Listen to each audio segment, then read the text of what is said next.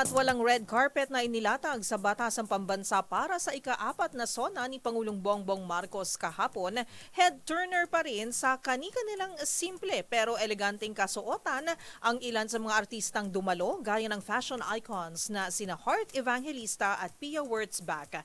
Habang si The Voice, US Grand Champion Sofronio Vasquez naman, labis ang pasasalamat at itinuturing na isang malaking pribilehiyo na mapiling kumanta ng pambansang awit. Naritong report ni Showbiz Angel.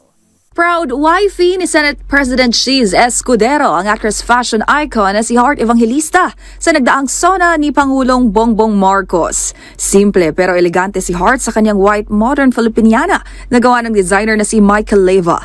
At syempre present dito ang mga anak ni Senator Cheese na sina Chessy at Kino. Nasilayan din sa SONA si Miss Universe 2015 Pia Wurtzbach bilang ambassador ng Love Yourself PH kasama si OWA admin Patricia Yvonne Kaunan. Dumalo rin ang aktres na si Yasi Pressman na girlfriend ni Congressman Luigi Villafuerte.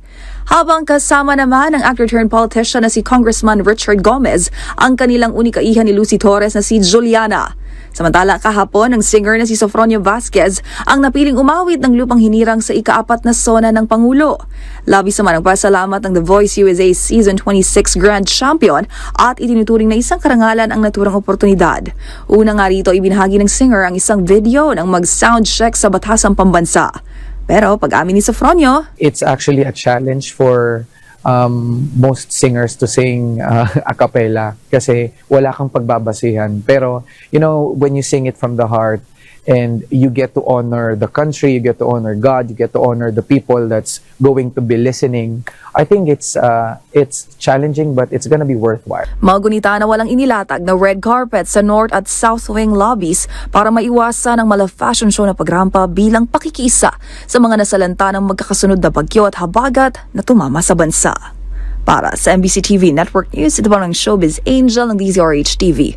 Una sa Pilipinas, una sa Pilipino.